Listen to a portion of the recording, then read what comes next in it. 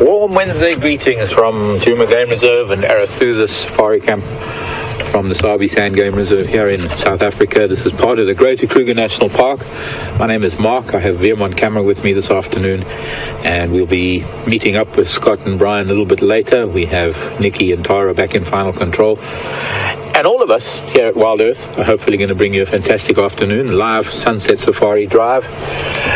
I am actually on Arathusa at the moment. There were a bunch of elephant tracks coming over from the big dam on Buffelshoek at Sydney's, and they seemed to cross over onto some Simbambili. I was hoping that they... We've been having a bit of a hard time with the cats of late. You know, we've been following a lot of tracks. We've been... I think the last 3 drives between Scott and I, we've been following tracks to no avail, and most of the tracks that we've been following have been leading off of our properties or off of our traversing areas, and we hear about how the cats are found out of our area, but we are not able to get to see them. So not giving up on cats entirely. I think we're going to concentrate on anything else that we can find. Well, we try, even when we're not finding, when we're even still tracking the cats. But I'd like to see if I can follow up on some of these elephant tracks, and I'm going to try and spend as much time as I can here on Arathusa this afternoon. We're already well into Arathusa. It'll be very interesting to hear from any of you who are zoomies at the moment, who are operating the cameras either at Gowrie Dam or at Arathusa Waterhole, to let us know if you've seen anything during the day, and that'll help us find them.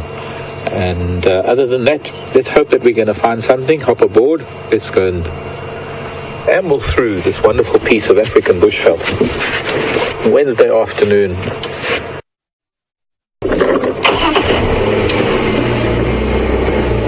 Let's see what we can find. Find what we can see.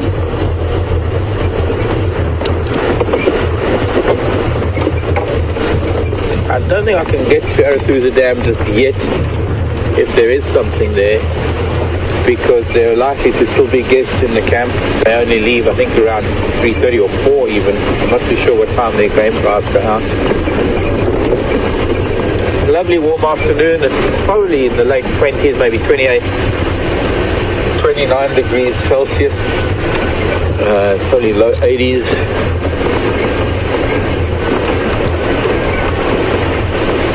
Mid 80s, not sure. Somewhere around there. Very comfortable, not oppressively hot, comfortably warm.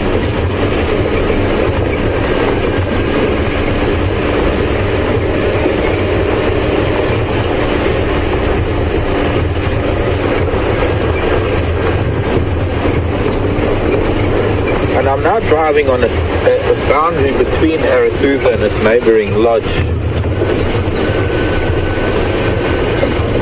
So it would be the northwesternmost boundary of Arathusa. And I have to be honest, I haven't actually driven up this way much at all in the past.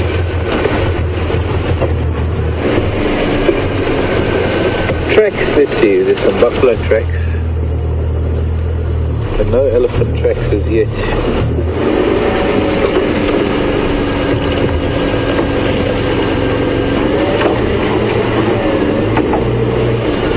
Did you see something? Yeah. The buffalo tracks. They go in the opposite direction. Probably back to Red Dam or something.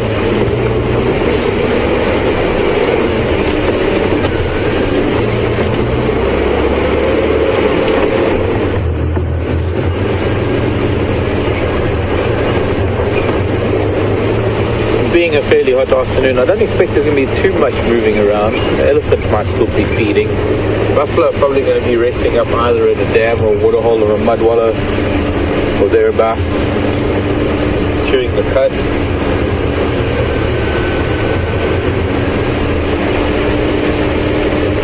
Cats will be flat if there are any cats around, in the shade of a tree. As far as I know, most of the cats are off of our traversing area at the moment.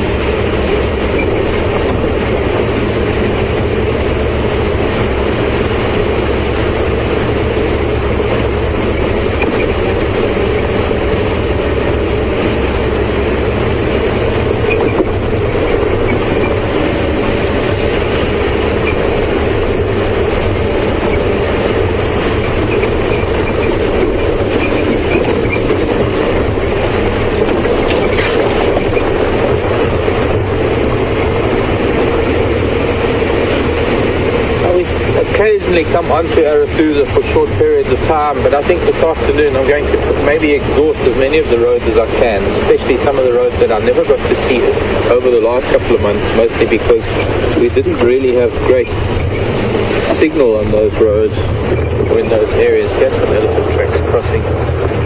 Maybe we'll get up a bit of luck this afternoon. Take the left here. Get the sun behind us and spend the rest of the afternoon without having to look into the sunshine.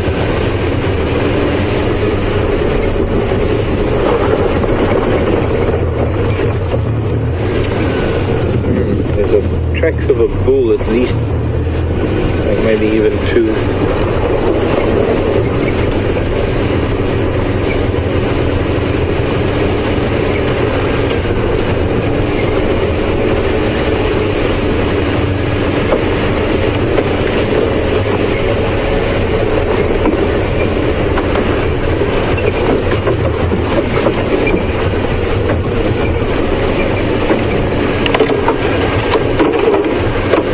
Hello Susie. Susie wants to know if that was a giraffe track you just saw. No, that was the buffalo tracks I was talking about. We had some buffalo tracks just coming towards us and then heading in the opposite direction, but we didn't see that we had come from that direction. I expect that maybe they made their way down towards either Red Dam, perhaps they have fresh elephant dung from the ellies that are tracks that I'm trying to follow. But the giraffe track is a lot more elongated than the buffalo track. Buffalo track is more or less round, very much like a cow. But a giraffe's hoof is very much elongated. I will show you a giraffe track if I can. Probably longer than my hand. Female giraffe might be the length of my hand. Big bull will be... Oh, this is interesting. Come here. Something just flew into the vehicle. It's a bug. It's an assassin bug. And come here, child. On my glove. Come. Just don't assassinate me. Very pretty, beautiful, black, red, and white. Did you get to see it at least? For 2 seconds. For 2 seconds. Not even. 0.2 of a second. It was a very elaborate assassin bug, and it has those markings for a reason. When you look at nature, when you look at things in nature, anything that has a combination of black and red and white and yellow and orange, those warning colors, then you know there's something wrong, or it can be dangerous, or it's poisonous. Not venomous, poisonous, to ingest. You look at the monarch butterflies, they have those colors. It's called aposematic coloring. And the assassin bug is rather dangerous. This particular assassin bug, I'm not too sure what it preys on. I'll see if I can find a picture in the book. Maybe later when we cross over to Scott and I've got a little bit of time to page through my book. I've got my little library with me, by the way. So anything you want to know, you can always send us questions at WildEarth.tv. That's our email address. Questions at WildEarth.tv. That's all lowercase, and it's WildEarth.tv. Or if you need to tweet, if you're on Twitter, you can send us a tweet to #SafariLive, and that will also get to me. But I'm going to look for that. Not too sure what they prey on. I've seen similar assassin bugs actually preying on millipedes, and there are not very many things that'll eat millipedes because millipedes produce their own type of poison, almost like a cyanide based poison, and that renders them pretty much inedible or unpalatable to most things, although there are a few creatures that do eat them, and one of them is a very specialized assassin bug that does. Now the bugs, different to all the other insects in that the bugs don't have biting mouth parts. They don't have these chewing mandibles. They've got a straw for a mouth. Very different to the flies, very different to the beetles, very different to, well, all other insects, except I can't even think of anything that has a mouth part like a bug. I know that in the rest of the world a lot of people call everything a bug, but actually with the insects, the one thing that makes a bug is that it has a very pointy straw-like mouth part, and it sucks either juices from plants or it sucks juices from other creatures like other insects or other arthropods. And there is one very specific bug that feeds on millipedes.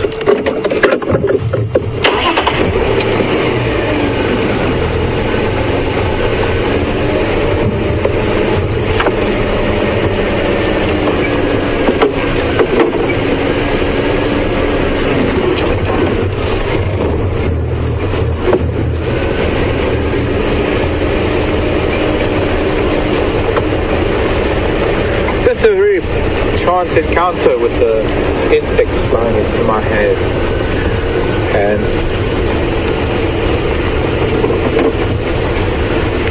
last station, that was the wrong channel.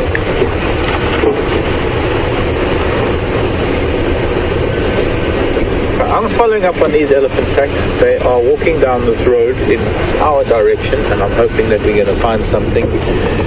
And in the meantime,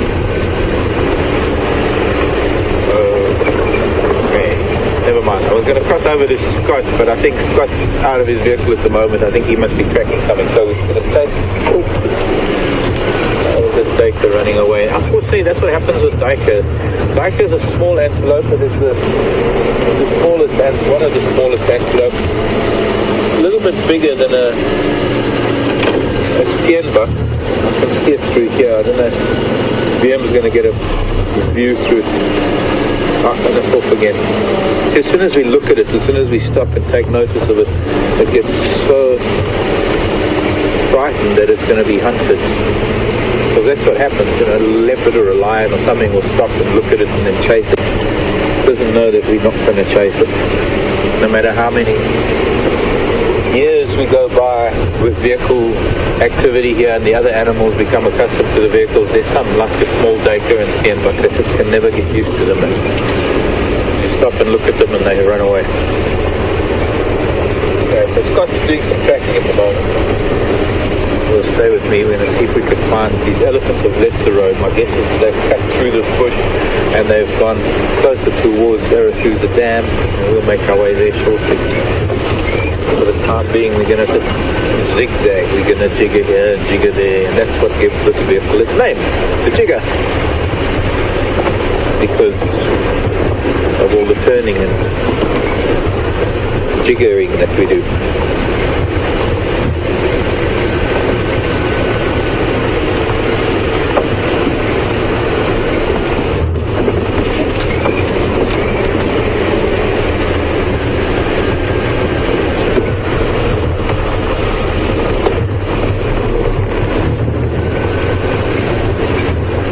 Interesting question from New York. Hello, Genevieve, and thanks for the question, and welcome to our drive this afternoon. Genevieve wants to know if I've seen any bracket fungus and whether it starts inside the tree and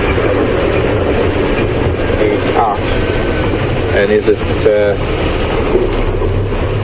specific to any certain trees. There are bracket fungi here, Genevieve, indeed. In fact, there are bracket fungi that have very specific tree species that they feed on, that they break down. And I hope I can find. As far as I know, I'm not too sure where it starts. Obviously, it starts in moist and humid conditions. And my imagination would be that it would start on the outside of the tree, and it will only, I mean, fungi in general only really attack dead wood. It's the function of fungi in nature to break down dead and rotting plant material. And one of the things that breaks down dead trees is bracket fungi. We find it on knobthorns, we find it on various different trees, but we also find different species on different trees, and sometimes the colors of the fungi can determine which species it is, apart from the fact that of course it is species specific. So I'm going to look very carefully. Sometimes one might find it even on the living knobthorn, but it's feeding on the dead bark of the knobthorn. But I will keep my eyes open. I wonder if we should maybe do that drainage. Maybe we'll do a loop around and then come back to that drainage line, because on a hot day like today, the drainage lines are likely to be elephant havens, because bigger trees, it's denser vegetation, it's cooler.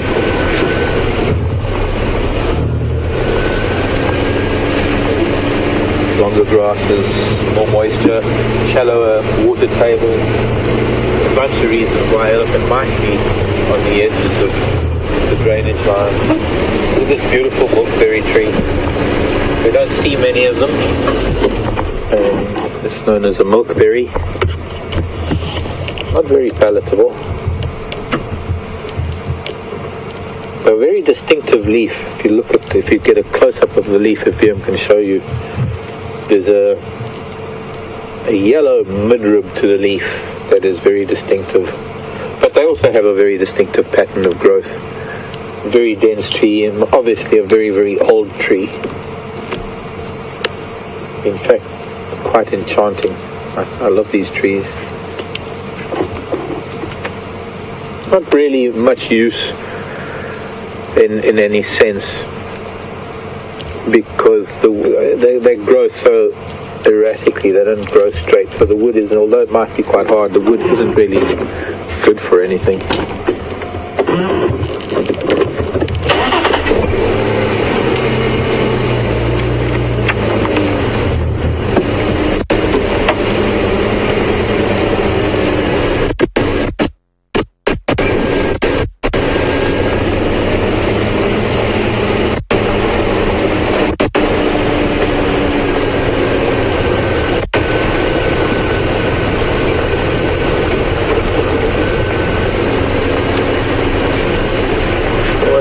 Group of impala here. I don't know if our signal is going to be steady, but hopefully it is. And if not, I'm going to hand you over to Scott in a bit.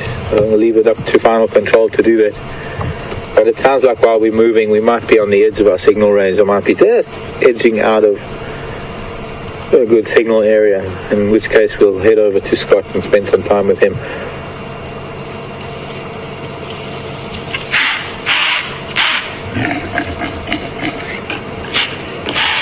Typical of this time of the year, the male is being a little bit obnoxious,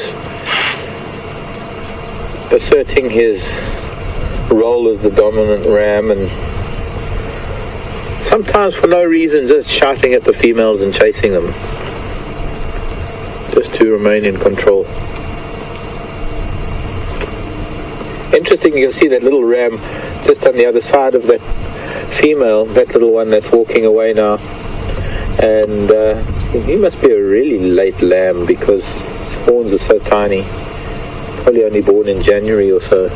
Still allowed to be with the group because he's not mature enough to join the bachelor herds. He'll still stay with the group until next rutting season. Next year he will be ousted if he lasts that long, if he doesn't fall prey to the likes of leopard, wild dog, cheetah or lion or hyena or a python or a crocodile or a leopard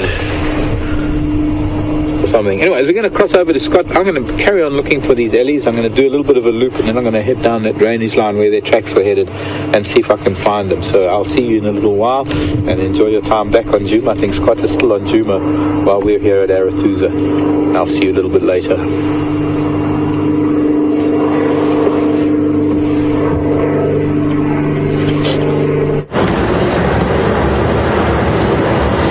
Good afternoon, everyone, and welcome on board with myself, Scott Dyson, and Brian Joubert on camera. We are busy scouting the northeastern part of Djuma in the hope of finding anything really, but we did have a report of some female leopard tracks in this area this morning, so we thought we'd come and mosey through the area and see if there's any signs or signals that the bush can help us with in terms of leading us closer to the elusive leopard. Now, it's a hot afternoon. It's about 29 degrees Celsius, which is about 85 degrees Fahrenheit. So a lot of the animals will still be relaxing in the shade, popping into the water holes for drinking opportunities. Now, we did head past Buffelshoek Dam just a few minutes ago, And it was only a hippo and a heron there. They seem to be the local animals that we see there over the last few weeks. Obviously a lot of other animals come and go when we are not there. Brian and I thought about possibly doing a stakeout at the dam, but the flies were overwhelming us there, so we decided against it. We thought we should maybe try our patience somewhere else. And not too much to report so far. It's strange how animal numbers come and go, and I guess it's just a lot of it's luck. Ooh.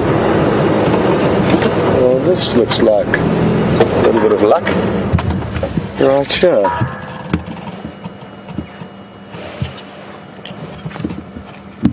I'm not entirely sure what this is yet. Oh, cute. It's a tiny, tiny newborn Inyala. And I can't help but wonder why there's such a small Inyala at this time of the year. The majority of Inyala would have given birth in November and December, when most of the antelope do birth, for the reason that it's the most plentiful time of the year. So it's the best time to raise young for herbivores. There's a lot of rain and a lot of food to feed on. It's not uncommon for antelope to leave young nestled in little thickets like this. But then again, it's also not unheard of for leopard to catch the mothers of young antelope like this and leave the youngsters stranded. That happened with Karula. Within 24 hours of Karula losing her cubs at the end of last year, or her last cub from her most recent litter, she lost her cubs to hyena. Within 24 hours she had killed an adult female impala, and we returned to that sighting in the afternoon after establishing the sighting in the morning.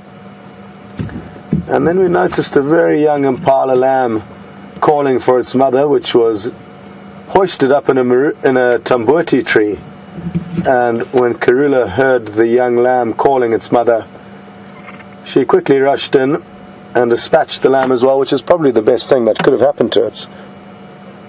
Now I'm guessing, I'm not saying that's the case now, it's certainly not the case, but it does have me poking my head around looking up in marula trees for any sign of a kill. I'm going to try and creep forward a little bit. I don't think this antelope's going to run off. It's going to rely on its camouflage, so we should be able to get a little bit closer.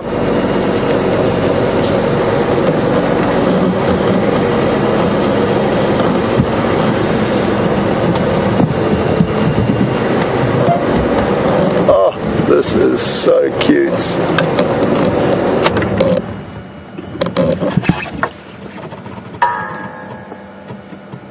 It's tiny.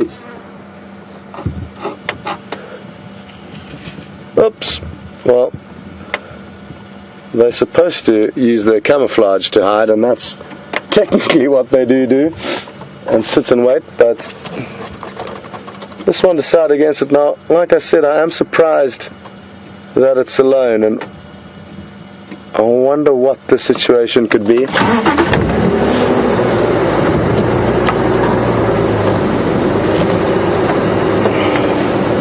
We are going to leave it alone though. We don't want to distress it too much. And we may never know the full story behind why this young lamb is alone. But like I said, it's not uncommon for antelope to leave newly born calves lying up in thickets. So I'm hoping that's what's the case today. Having said that though, there was reports of a female leopard moving through this area this morning, so who knows what may have happened. You may be asking yourself the question, why wouldn't a leopard rather catch a young lamb, which may be easier to catch than an adult? And yes, I guess most of the time that would be the case, but each hunting scenario is different. And just like Karula catching and killing an adult female impala, and not the lamb, just goes to show that it can happen.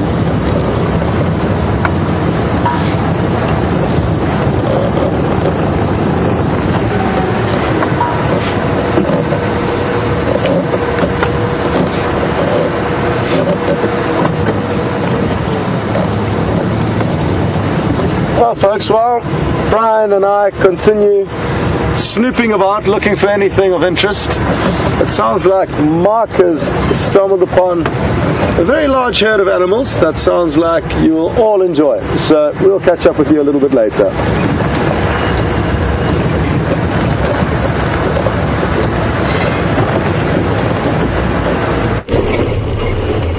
Hi everyone. Well, I haven't really gone very far from this small herd of impala, and there was an interesting episode that has just happened, and it's quite strange how sometimes the impala females they use take any opportunity that they can to run away from the ram, because sometimes they just get so dogged by the ram that they kind of think the grass is greener on the other side. Unfortunately, I think for them, no matter which ram it is going to behave the same way. But it's just a time of the year when they have no choice but to comply and to fall in with the regime, as it were. I don't think you're going to find any. And there he goes. There were two females. There were two females that, as we came by, they took a chance and tried to run off. And he went off. He's still gone off after them. And, well, the rest of the females are starting to head off in the same direction, trying to follow the two females that ran off. You know, ordinarily for most of the year, the females have their own lives. They're not governed by the ram. They're not pushed around by the rams. They, in fact, the bachelor herds tend to break up, and for a while, just before lambing season, you'll find mixed herds.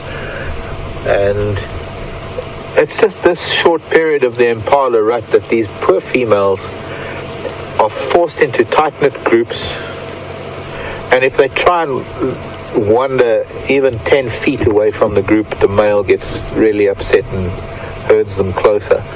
And so there were two females, no doubt part of a larger group, because this is a very, very small group, and obviously not a very strong ram or a very desirable ram, because they seem to want to break free and go back to some other group. Unfortunately, moving off into the bush, so we're not going to see the outcome of it all. But it looks like he might have lost control of at least two of his females, who have gone back to their boyfriend in another herd, maybe. Interesting stuff this time of the year with regards to impala. For most of the year, we see impala so frequently, and we sometimes very seldom stop and actually observe what they're doing. And right now, with the rutting season on, it's quite interesting to see the impala in action.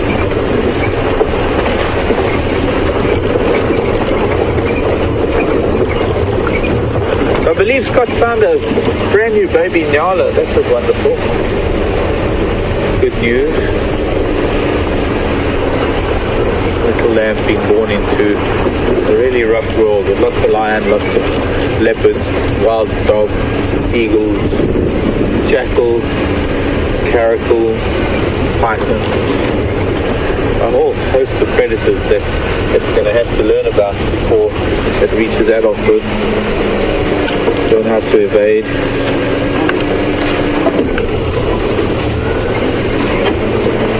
I mean, for the most part, it's not a dangerous world. I mean, everything. You look at just the very fact that a baby nyala can be born and it can wander around shortly after birth should tell you that it's not as much of a kill or be killed world as it might be made out to be on TV. It's not constant killing and constant fear for your life. And as you've also seen with us trying to find predators, sometimes there just aren't any predators around, and this is our senses as humans that we're detecting this. Can you imagine the senses of the animals that are so fine-tuned into the energy of everything? They know where the predators are, well, to a large degree, and they know when it's safe, they know when they need to be nervous. But still, there are times when it is very tense for them, and those moments are fleeting when a predator strikes and one of them gets taken. But I think for the most part they can live a fairly happy and really normal life without constantly having to look over their shoulder.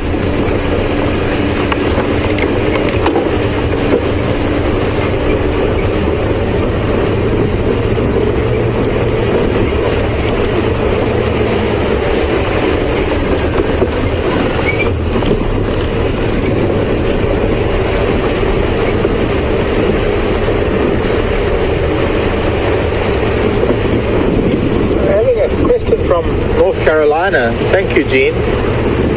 Gene in North Carolina sent us an update this morning that there was lion herd roaring on Arathusa camera early during the night. Do we know which lion? Have we had an update? Do we know which lion they are? And any update? Well, we followed the tracks actually, Gene. I'm surprised that nobody found them because they actually crossed the dam wall sometime early this morning, probably in the early hours of the morning. I'm hoping that maybe somebody saw them if there was a zoomie, because we found their tracks on this side of the dam. They crossed over the dam wall and went south of Arathusa Lodge, and it looks like they've gone even further south onto Shirley's property. The one thing I did hear was that the two Styx males were wandering around, and that they were on probably known as Shirley's, which is just south of Arathusa. It's an area we can't go. Basically from the southern tip of the airstrip further south, that is Shirley's, and somewhere down there were the two Styx young males. But unfortunately, no other update. At this stage, there's a digitization, or there's a change in the radio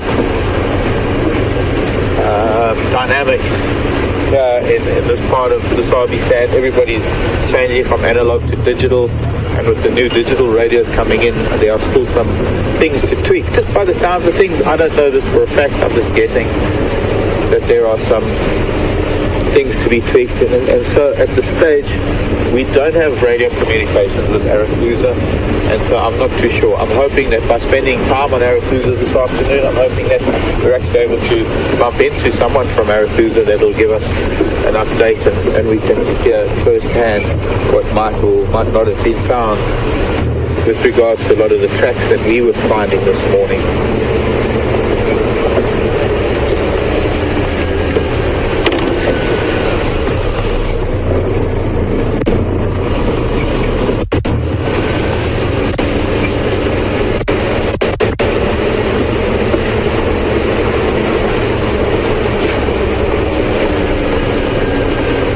Thank you to Barbara too, by the way. By the by, Barbara sent in a message to say that there was some bushbug resting on the grass near to the dam at the moment. Thanks, Barbara. I'm going to be making my way down to the dam in a short while. I've got to leave it till about 4 o'clock. I don't know what time we're at now. It's probably only about 3:30. Probably in about another half hour or so. I'm hoping to get to Arathusa Dam. We're a lot further to the west of Arathusa Dam at the moment, the northwest. And I'm doing a few loops in this area looking for some elephants, because the game drive vehicles from Arathusa only leave around about 4 o'clock, and I can't really go wandering around in front of the dam while they're having their afternoon refreshments. Normally afternoon tea is quite an elaborate affair at the lodge. If you ever get a chance, you should try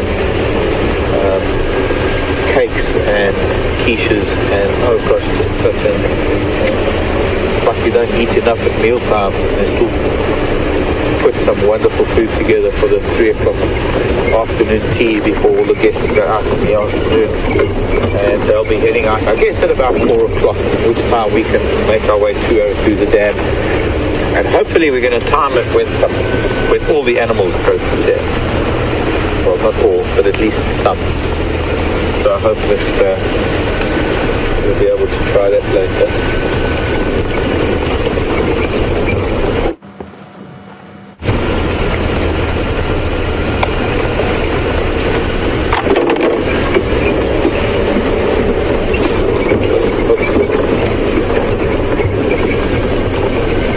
Well, Scott's ready to chat to you. I'm going to hand you over to Scott while I head down into this drainage line. We're going to follow this drainage line, see if these elephants are around, or see if I can find some tracks of theirs. And I will see you in a few minutes, no doubt. Bye for now. Yeah, elephant tracks now. But they're old.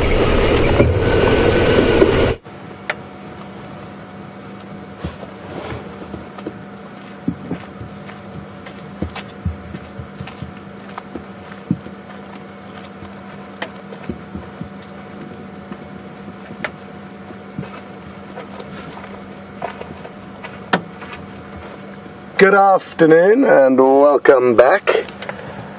So, you may be wondering why I'm off the vehicle. There is a little bit of good news. There have been some leopard tracks. They look like a young male that have been following the road behind us up to this T-junction. Now, I've just been searching to try and establish whether the leopard went left or right, but it could well have just continued straight. That may happen. Leopards will, and lions, and a lot of the animals will use the roads as major highways, but of course they do also spend a lot of time in the bush in between, and that's what makes finding them tricky. So I haven't had any luck establishing which direction the track's going, but I've got a feeling he's going to head down to the right. So that is what we'll do. We'll veer down this road to the right and check a little bit further down there to see if any tracks pop out. Failing that, we'll turn around and loop around this area and see if we get lucky. The tracks look like they're from last night.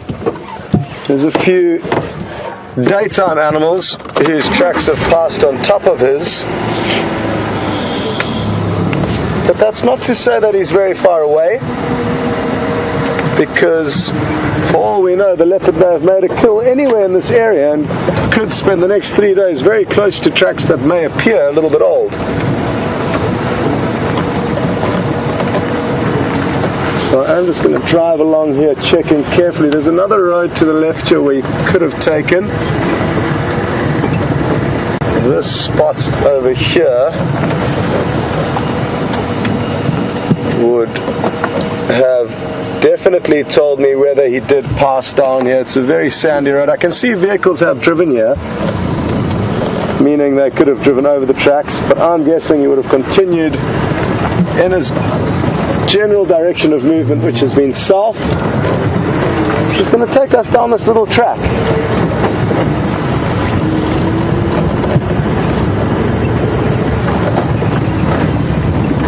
Well, it sounds like the impala are the stars of the show at the moment. They're in full swing rutting, which has provided us with some great action, and just the sheer numbers of them at the moment that you can get in a concentrated area makes for beautiful, beautiful viewing.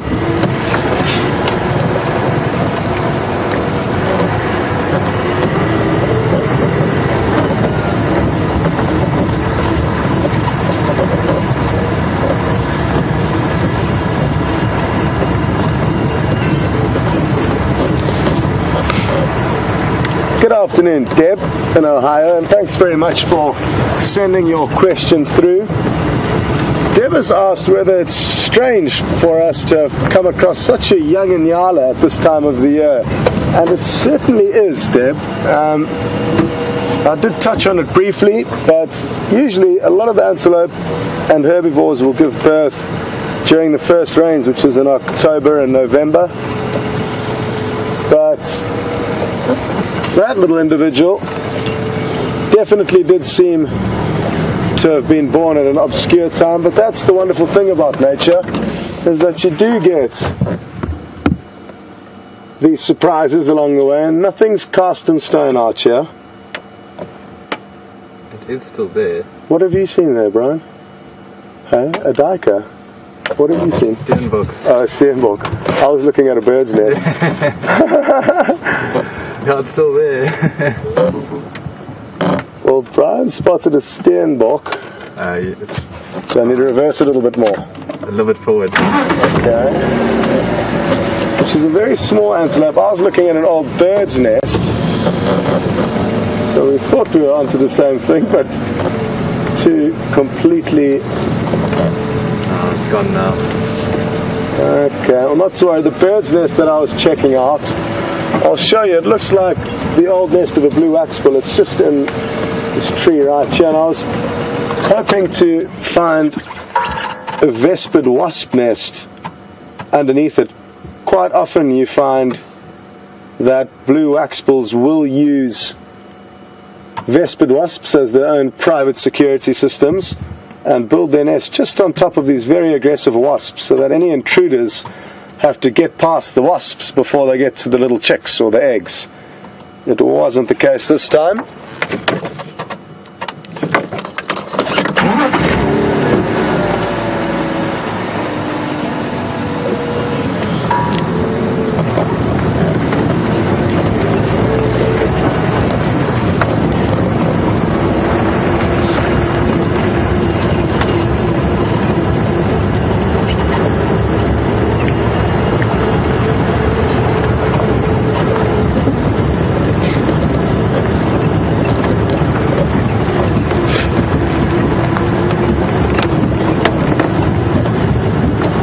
Good afternoon, Pamela, and welcome on board with us. Pamela's interested to know how cold will it get in the winter. It'll get close to 0 degrees Celsius. I'm not sure what that is in Fahrenheit, but it very seldom frosts here and never snows. But the wind chill factor in these open vehicles, it can get quite cold. Let's see if we can get close to the spider web and see what's going on in here. There can often be a hive of activity.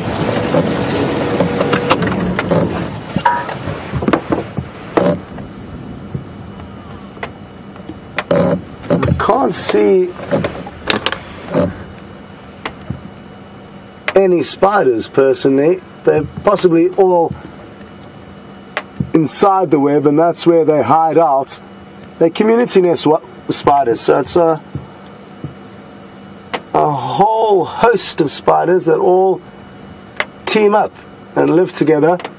If something does get caught on the sticky web, they will come out of the little holes and apartments that they live in and come and gobble up whatever it has been caught in the web. I can see an old beetle over there that Brian's showing you, but like I said, they're probably all hiding out within the web now. But if something was to land on the outside, they would come scurrying out to collect it. Interesting, not many spiders live in this fashion. They usually make their own webs individually, but these individuals have realized the benefits of living in a community. They can divide the work amongst themselves.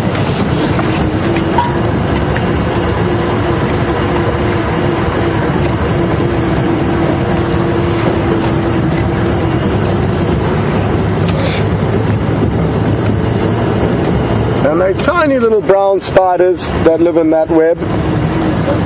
And I'm sure we'll be able to find some more to show you. Steenbok just darted off in front of us there. I'm not sure if you would have seen that, but there was a little steenbok there. Everything seems to be avoiding us this afternoon, except for the flies. The flies are giving us a lot of attention. So at least we're popular amongst one of the animals out here today.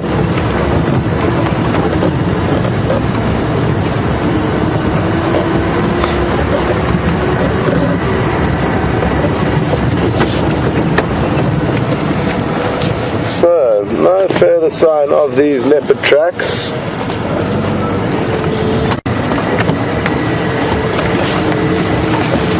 Which I'm not going to get too worked up about, because it's kind of been the general way it's been going for us at the moment. We haven't been having a huge success in tracking and finding the animals, and maybe it's because we've been trying too hard, forcing the subject, who knows.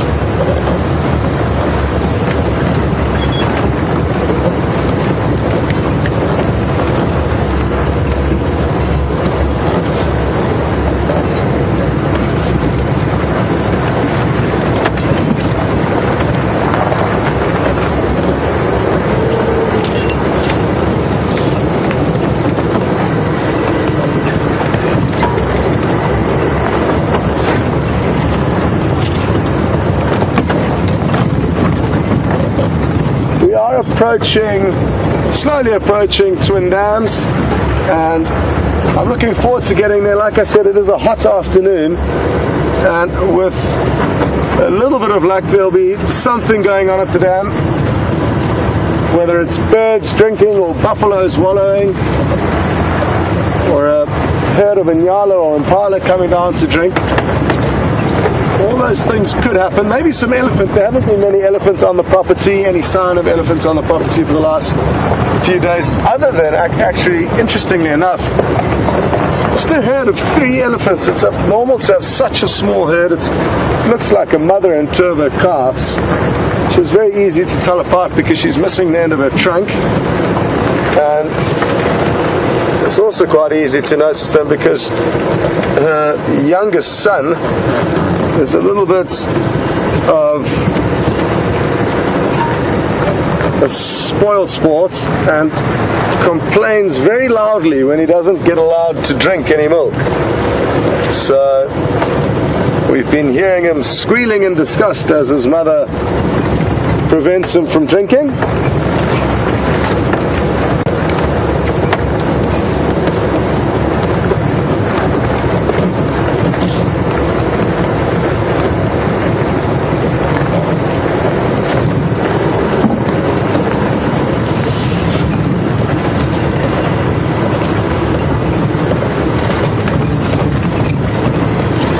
Good afternoon, Marianne in Texas, and welcome on board this sunset safari.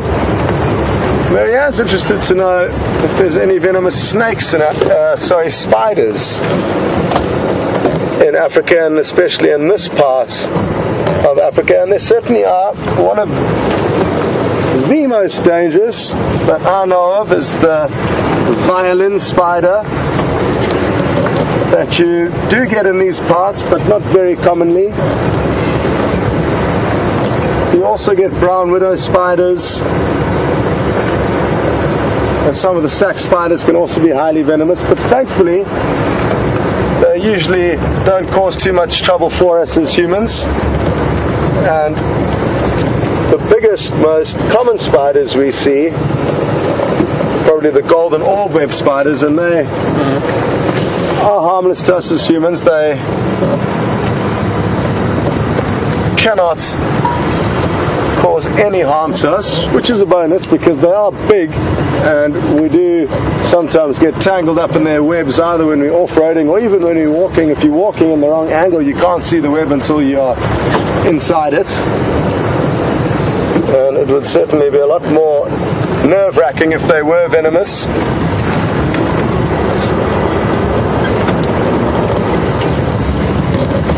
And they are also harmless to us, so nothing to worry about there.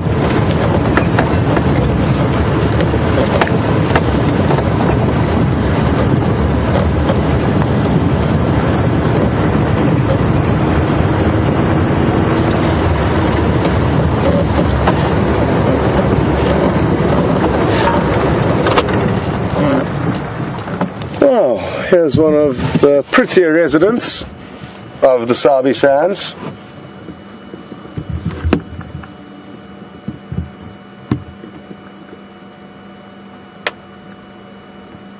A beautiful lilac-breasted roller. And I certainly wouldn't mind being up on top of that marula tree, scanning the area. It may make our lives a little bit easier in finding animals. We need to maybe get some birds onto our team to help us out. But while you enjoy looking at this pretty bird, Charles has just sent through a question wondering how big is the Sabi Sands. Good question, Charles. It's 65,000 hectares, which is privately owned land, of which we currently traverse probably about 1,500 to 2,000 hectares. So we are only driving around a very small portion of the Sabi Sands, and even though it is only 65,000 hectares, it is part of a 3 million hectare reserve, which is the Kruger National Park. So there's no fences between us and the Kruger, which is wonderful because it creates a almost perfectly natural environment where animals can move freely in search of food, water, mating.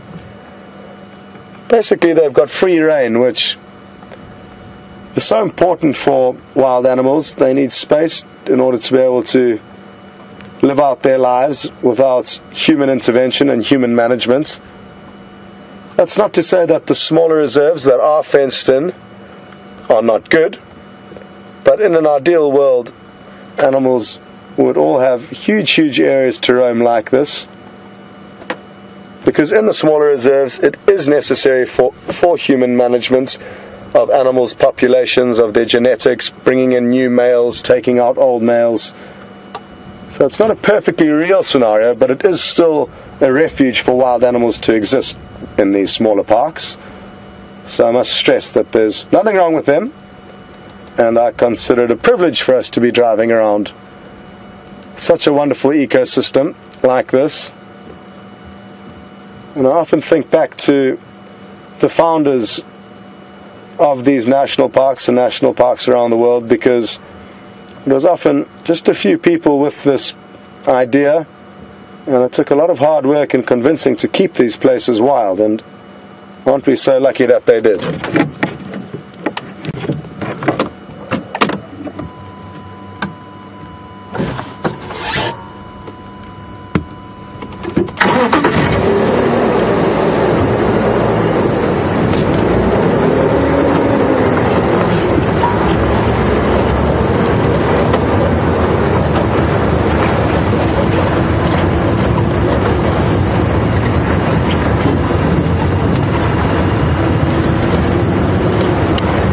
Those of you who have just joined or are joining for the first time, a huge welcome.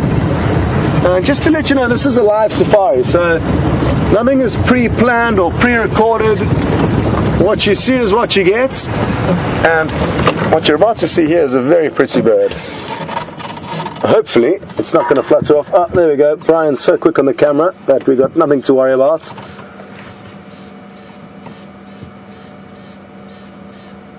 This is called a crested barbet, and as I was saying just before we caught sight of this pretty bird, this is a live safari, and it's also an interactive safari. You may have noticed we've been answering a few questions, and if you would also like to have your question answered, it's quite simple. You just hashtag Safari Live on Twitter, or send an email through to questions@WildEarthTV, and Tara, who's in the director's chair this afternoon, will do her best to get your questions through to us.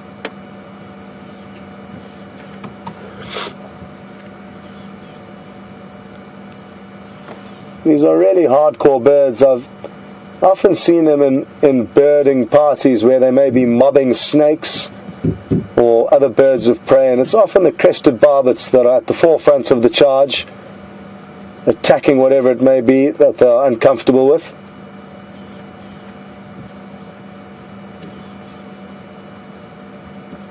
But they're predominantly fruit eaters, despite their aggressive nature when they do come up against snakes or small birds of prey that they may try and chase off.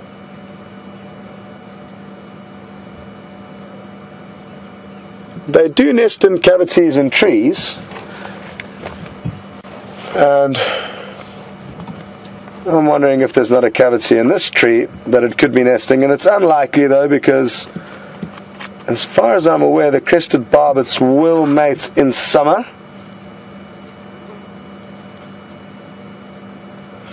But I'm just going to double check that. Doesn't say in my book, but most of the birds will nest in summer. However, there are some, especially those who nest in cavities, that will decide to rather nest in the winter months because there's less competition for nesting sites.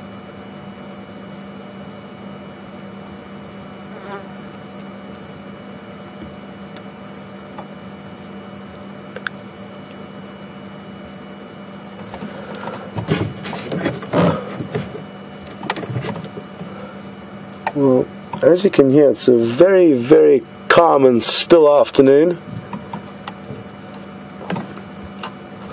This morning when we headed out, the bird chorus was incredible. There was so much noise, and we got the feeling that we were heading out into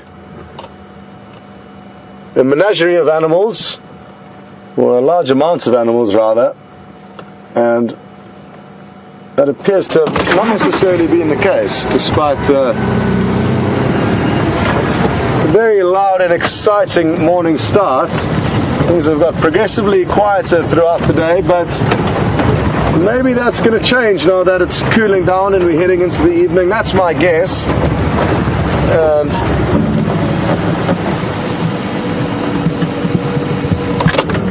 We've just stumbled upon a family of Inyala.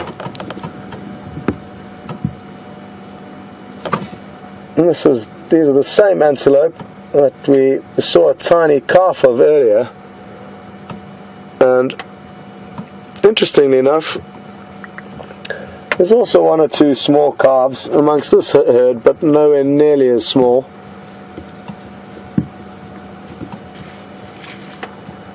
That's how big they should be, the ones that were born a few months ago. But the other one was not even half that size.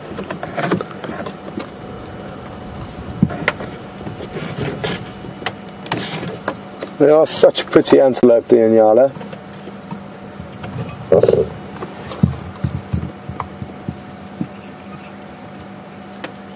And the females, you'll notice, have got a very rusty orange coloured coat, which differs from one of their cousins that you could confuse them with, the kudu.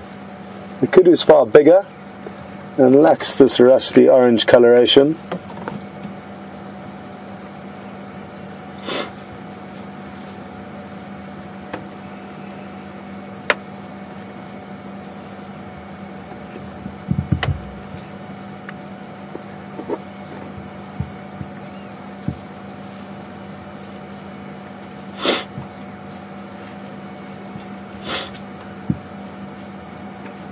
Oh, well, I must say a very, very big thank you to Bulleray on Twitter. And Bulleray was kind enough to research the Inyala's calving habits. And it's believed that Inyala will give birth and then, like I said, stash their young away. But Bulleray says for up to 3 weeks they will continue to hide the youngsters and go back to nurse them during that 3-week period, and only thereafter will the mother and the calf reunite with the herd. So thank you very, very much, Bulleray, for providing us with that information, and therefore we could assume that that little lamb was under 3 weeks of age, which is great.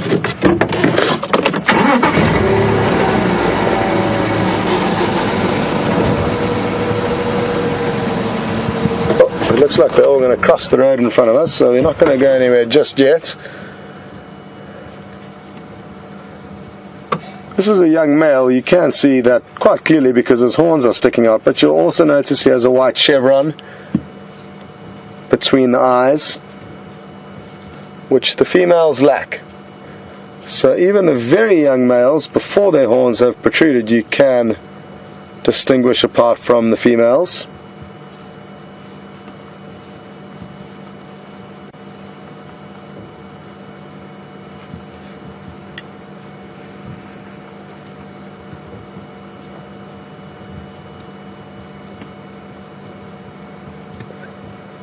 And this is the last one.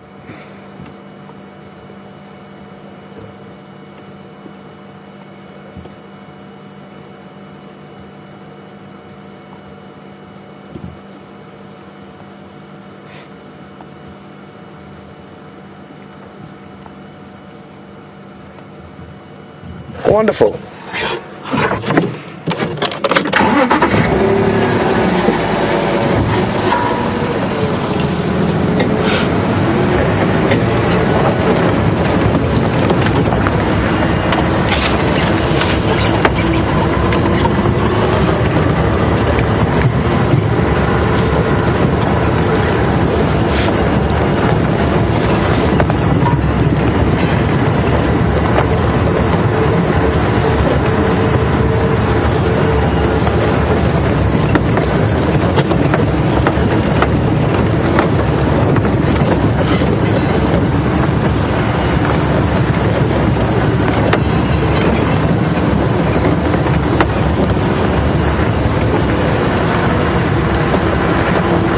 afternoon, Gert in the Netherlands.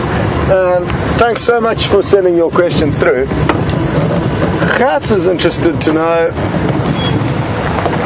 whether the Drakensberg Mountains, which are directly in front of us about 30 or 40 miles away, we just can't see them from here, whether before there were fences, would animals have roamed and migrated over those mountains to different areas? And they certainly would have, especially the large animals like elephants. Elephants used to move huge distances from South Africa into Mozambique all the way up to Kenya. But that sadly has changed, and it would be wonderful if we could just take out all the humans from Africa and watch how the animals spread from the few little pockets and reserves that are left today, because they would spread fairly quickly and make the most of the freedom to roam and head out to feed on different areas and explore different places. And yeah, there's no doubt about it that animals would have moved quite easily from here to there, up and over those mountains. It would have been an incredible country to explore, as would all of them, all of the countries, I guess, before the humans came along and ruined everything.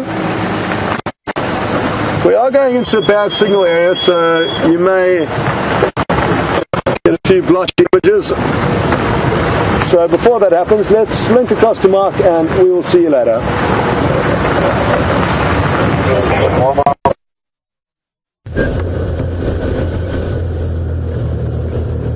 Hi everybody, welcome to a really special part of Arathusa, and we're heading to the top of a ridge that has very deep sandy soils and is dominated, you can see all around us, dominated by marula trees. It's an area that we've seen quite a number of things in the past, the likes of Tingana and Shadow and her cub and Ellie's.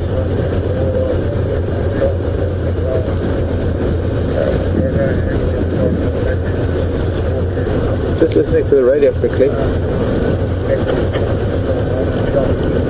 What's interesting is that there was a fire here.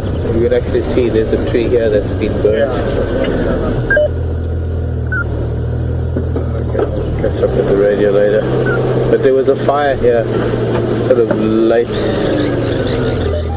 spring, I think it was. A very bad fire, and you can see not only branch like, or rather tree like that has been burnt, but I can show you also most of the trees that you see, the upper branches are all dead because the heat would have seared the leaves, and actually with being in quite an intense fire would actually kill the top of some of these trees, but almost all of them are recoppicing down at the base, and there's new growth coming at the base. So although the fire might have destroyed the crowns of the trees, these bush willows, trying to see what else there is, mostly bush willows at the bases of these marula trees. The marula trees were unharmed, but all of them, roundleaf teak as well.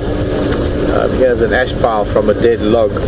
This would have been a log that would have smoldered for, I guess, a few days, becoming such an intense heat because it's such a dense wood that the coals would be so hot that it turns to white ash. And funnily enough, you'll find that things like starlings and francolins will come and do an ash bath. They'll come and bathe in the ash. I see that at home because the very fine powder helps. It's almost like a talcum powder. It helps to get rid of parasites. It becomes abrasive to parasites, to things like feather mites and fleas and the kind of things that are likely to be hassling a bird.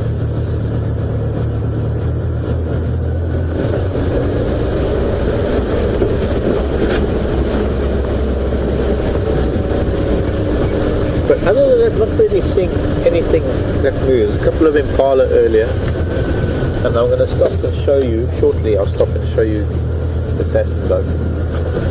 A Hilda in Belgium.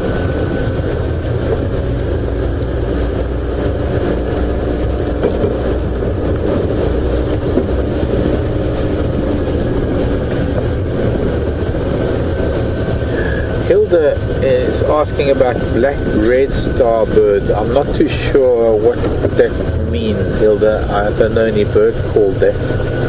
But here's a long-tailed or magpie shrike. But she has some of them nesting in a roof, wanting to know if we have any here. Hilda, I'd like to know what the real name is of those birds, because I don't recognize the name. Red starts?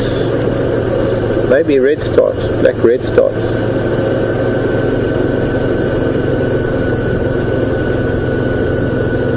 Red starts, yeah, I thought so. I thought you were saying red star, but it's the red starts. We don't get red starts in Africa at all. Well, this part of Africa, I don't even know what. I know that I've seen the name of red star. I have seen. I don't know whether it was when I bought a book of birds of Europe when I was there 15, 16 years ago. Spent time in Vienna and a bit of Germany. I don't know whether it was red starts I saw in that book or where it is, but in my mind. So Hilda, I'm sorry, but you were quite correct. It is called a red start, and I'm just not sure where I know the name from, but we don't have red starts here, that's for sure.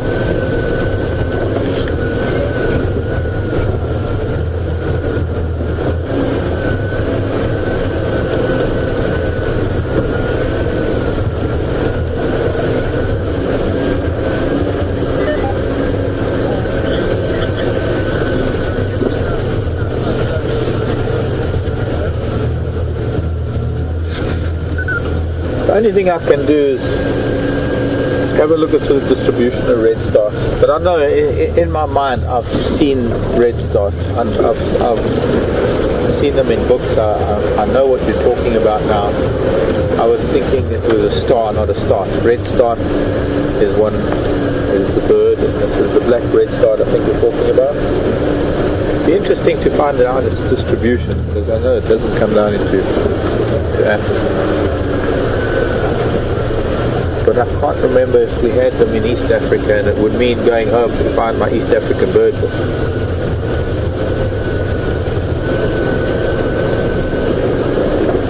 Unfortunately though, at the moment, and I'm trying to get onto Facebook, I'm trying to get onto social media, I don't have internet either at camp but during the day or even at night back in Manuleti. I've been trying to get through on my phone, but it is so slow. It's like I can like one page and that's an hour's worth and all my bandwidth worth of just trying to do things on my phone. And hopefully we can maybe improve on that at some point, but at the moment it's very difficult for me to be online and to access social media, or even to access Google for that matter, for me to learn things. I haven't been able to get to emails, I haven't been able to respond to Facebook, anything on Facebook other than the odd like. And of course it's quite frustrating, because I know how important that all is to a lot of you. Contractors, electrical.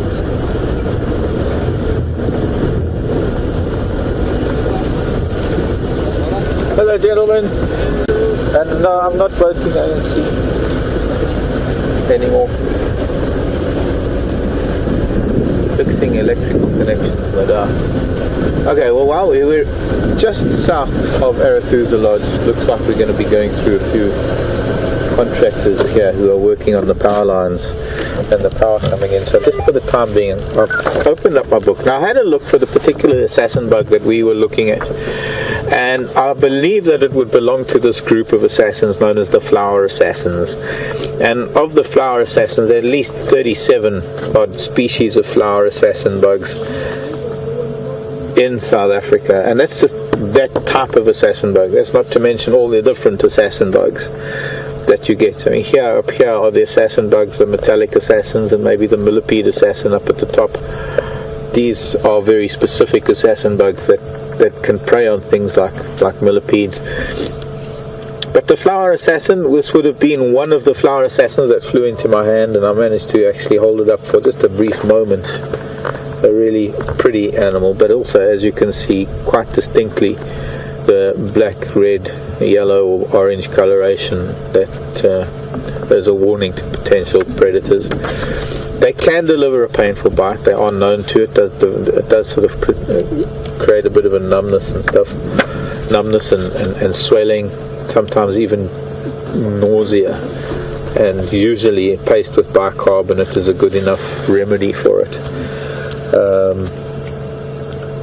And they prey on a lot of different insects. I've actually seen them preying on bees, on flowers. That's why they're called flower assassins, because they actually sit on flowers and they wait for the likes of wasps, bees, ants and the like to come to those flowers to feed on the nectar or the pollen. And then they assassinate them. Using that proboscis of theirs, they pierce their prey's thorax through the back. They stab them in the back, suck the juices out while it is alive. You know that Darwin is actually thought to have been killed by assassin bugs, only because there's a parasite that lives in South America. There's an assassin bug that hosts a parasite that can cause, or it could perhaps back in Darwin's day, result in death. And it was an assassin bug that actually, he wrote about it, as far as I know, about how they used to pierce his tear ducts to get to the moisture in his tear ducts, and by doing so the parasite that lives within the assassin bug would then enter the bloodstream of the host, being Darwin himself. He wrote about having infestations of these bugs in his tent in South America when he was doing all his coleoptera stuff, all his beetle and hammers and stuff. Well, Arethusa Dam.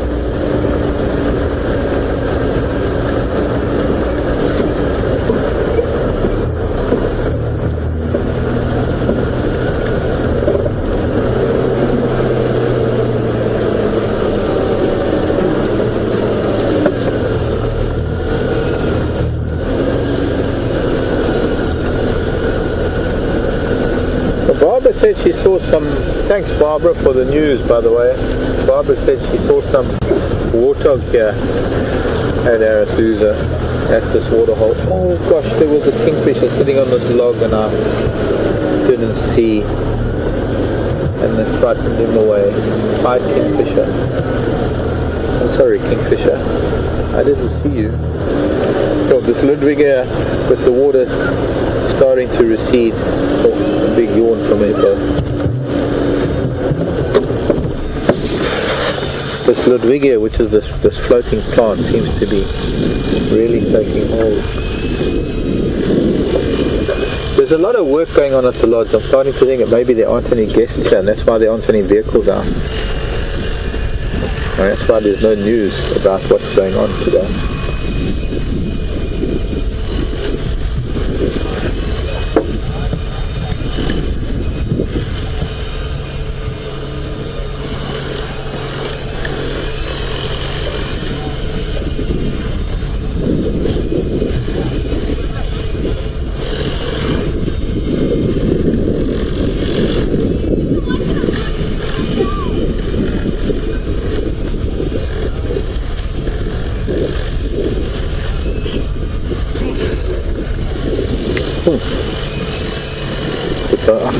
I'm not seeing these warthog, Barbara. I'm wishing that they'd be some.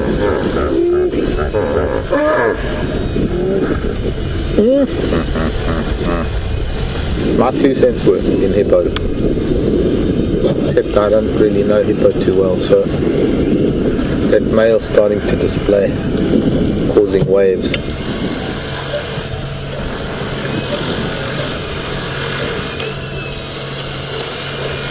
I don't understand hippo too much, so I didn't really know what they were saying.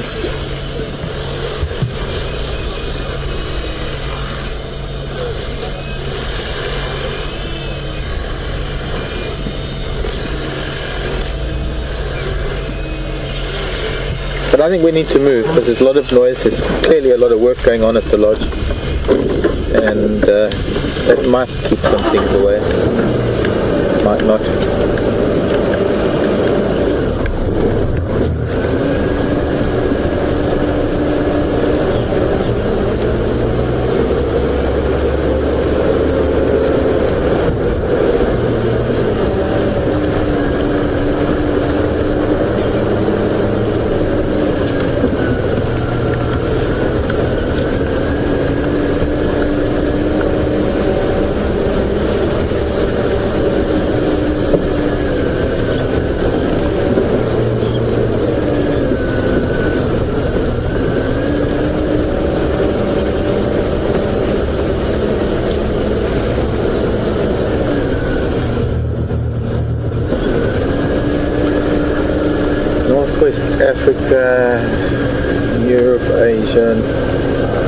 I can't remember all of that. But yes, thank you for all the info on the red starts, by the way. Some saying Northwest Africa is generally the breeding ground, Northwest Africa. Someone was saying that it's only in North America. As I say, I value your information and I value your input. I need to just go and have a look at my own books, and I need to try and trace back where I know the red start from. But yes, definitely nothing down here in South Africa that even resembles a red start. Supposedly old world flycatchers, I think.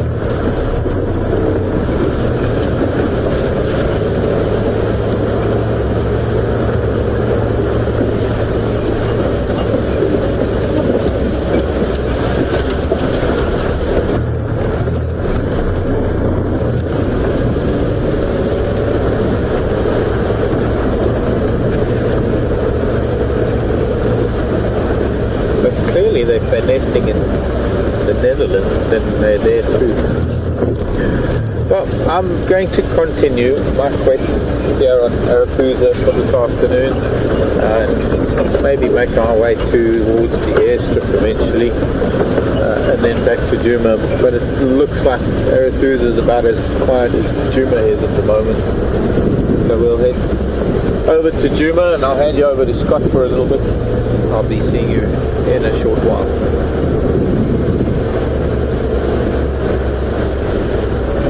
Hopefully I can find something.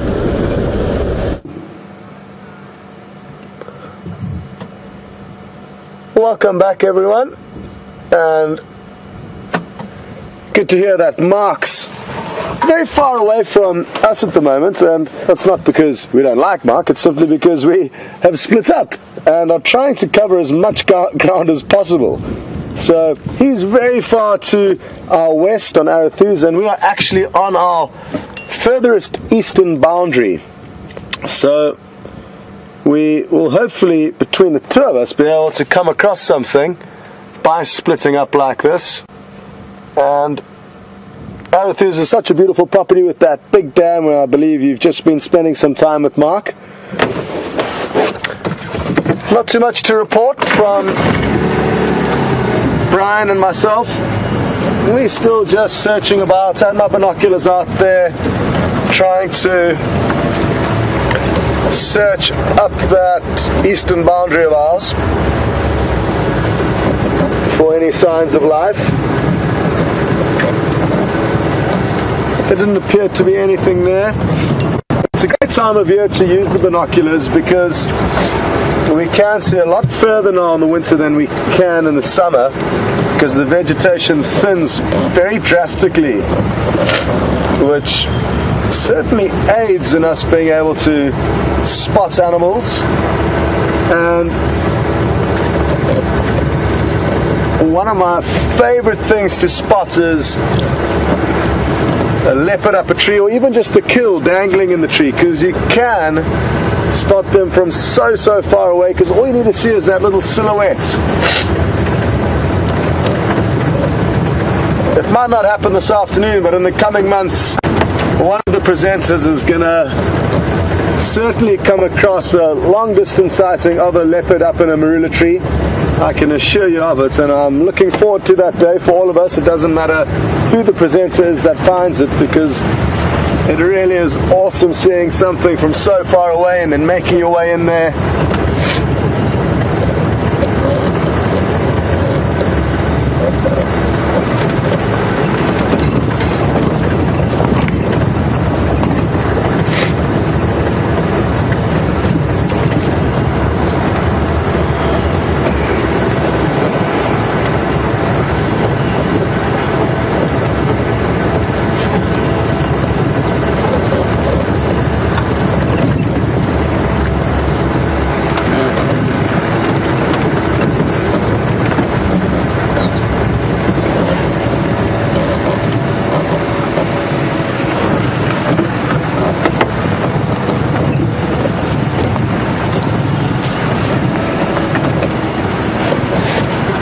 An interesting question through from Gemelin in Oklahoma. Just an update on the... Good afternoon. And thanks so much for sending your question through. Gemelin would like to know if I've ever... Don't worry about the flies, I'm just going to let them make themselves at home here rather than chasing them away. There's no point because they keep coming back. And Gemelin would like to know if, whilst living in the bush, have I ever seen a lion or a leopard as I've opened my front door to start my day? And I have. So it's a lot of fun. I'm not going to chase the flies away. That's my goal. It's a little bit tricky. Brian's giggling in the background here. See how many I can count. And yes, I have come across leopard and cubs in the southern Sabi Sands. Also lion, killed a waterbuck outside a strip of about 6 rooms, of which I lived in one. They were kind of in between. They were in the middle of a strip of 6 semi-detached rooms. And what we did was we clapped our hands and chased them away. So it's no different to chasing away... It's no different to chasing away dogs or people or anything that you don't want to be around. You just clap your hands and make a noise, and typically animals will move off. Especially animals know they're in a human space. The leopards and lion know they are coming into a human place, and therefore are more expectant of us bumping into them, more so than if we're walking on foot and we bump into them in the bush. So it does happen from time to time, but most of the time animals will avoid confrontation with us, and it just makes for a little bit of early morning excitement. Anyway, it sounds like Mark's found something interesting, so I'm just going to stay here with Brian and the flies, and we will see you a little bit later.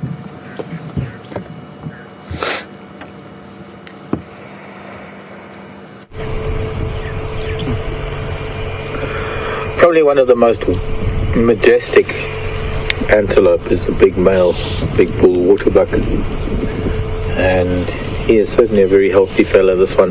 I had a couple of females. In fact, I can see the tail end of one. We'll try and move forward shortly to be able to see them a little bit better. But I was waiting to see if they would come out of the bushes and... Excuse me.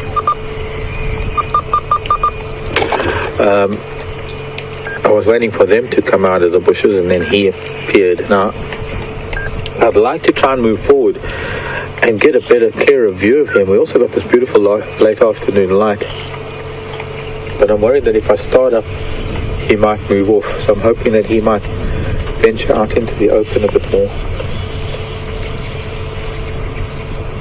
One of the females has moved into the open, and a herd of impala that might be moving through the background of them. You can maybe get an idea of the size of a waterbuck compared to impala. Impala are medium-sized antelope. The impala might move behind these waterbuck. She's winking at you, everybody. Welcome to Wild Earth. Chewing a Wrigley's with a heart-shaped nose.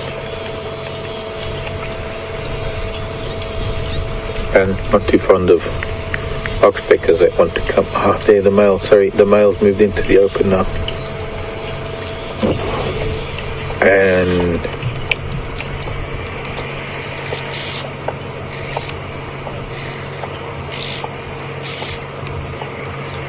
we can try and get a better view if I go forward a little bit. Now the other female coming out into the open as well. And just behind them, a small group of impala. The male impala is starting to come across the road in front of us, so he's probably going to start moving them on. And I'd like them to sort of to be in the same picture frame as the waterbuck, so you can see how much bigger the waterbuck is. And I can also challenge you, the viewer, to a quiz. Who is heavier, the kudu or the waterbuck? And I'm going to take part B of that question, and I'm going to say, who is taller, the bushbuck? No, sorry, the waterbuck or the kudu?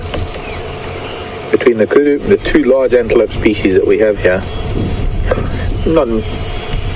we're not forgetting the wildebeest, but I think if we, the wildebeest is kind of an antelope all in its own category. It's just so not antelope looking. They say that the wildebeest looks like it's been put together by a bunch of spare parts. But there, the herd of impala coming fairly close to the waterbuck. think if we just sit quietly, we might. But they're all going back to grazing now. They're starting to ignore us.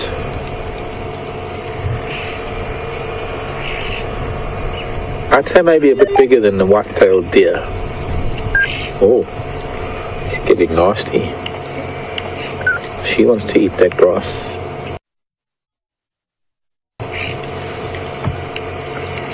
Such a magnificent bull.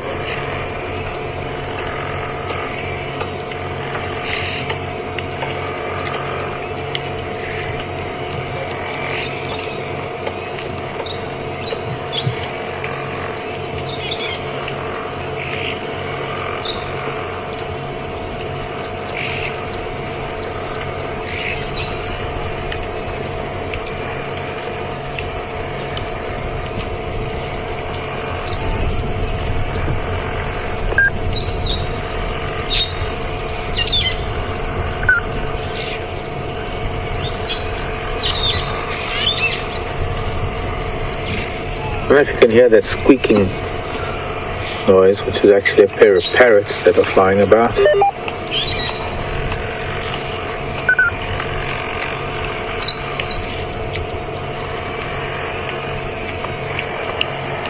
My wish has been granted, impala and waterbuck together.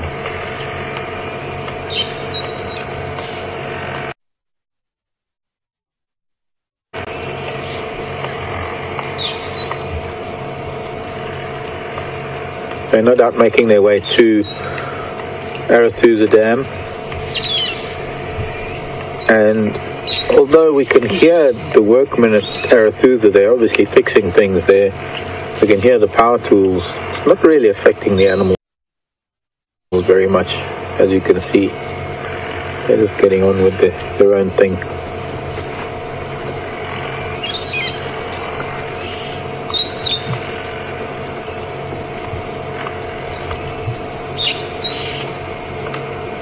Superb light for photographing animals when you get this late afternoon light and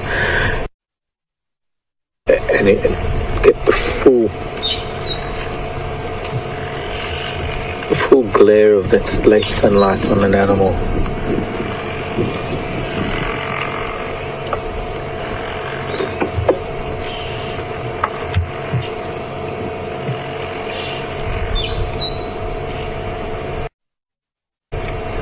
The big bull has moved forward, so I'm going to move forward too. Maybe we'll get to see him with the females.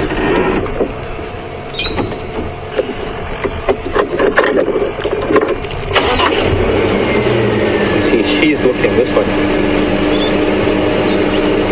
She's forward. She's probably signaling something with her tail, and perfect opportunity to actually look at that white ring around the rump, and you compare that to, say, the markings of other antelope. The reasoning is still the same. There's a whole visual communication that goes on with the tail in the background of the white, as it is with impala, with the black lines and the little bit of white that flashes in front of it.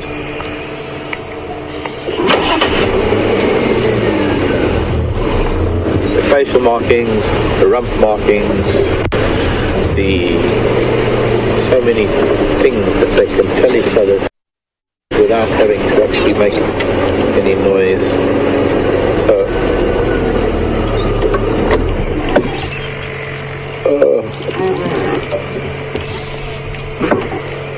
a little window. There's the impala ram and the waterbuck bull.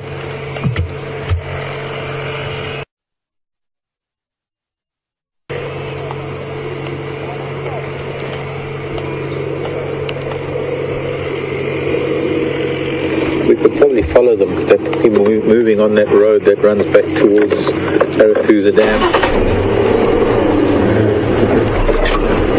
With the temperatures dropping now, a lot of these animals have spent the day, the heat of the day, in relatively dense. And now that it's cooling down, they're going to be going back into the open grassland, the flat grassland on the opposite side of Arathusa camp. And that is because in the evening it's just a lot safer for them out in the open.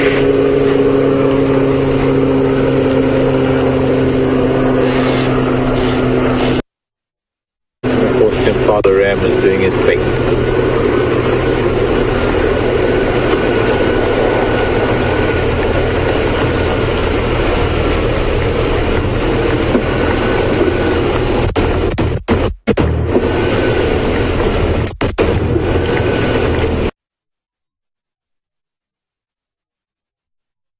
The flicking of the tails is if it's a controlled action or if it's subconscious. That's very much controlled, and if we look at these impala, you can see they've also got very distinctive markings that allow them to see where and to what degree the white tail is being flashed. You'll also notice if we get a chance to see the ram, if he's going to chase another ram or if he's going to chase one of the females, he will actually curl his tail up and show all white. What he's doing now is he's actually standing over his midden. If we look at the ground at his feet, you can see it's littered with black pellets, and that's probably the center of his bowl, the center of his little territory where he is warding off all other rams, and he's keeping these females within his territory so that he can mate with them for this rutting season. The tails are starting to flatten. Off he goes.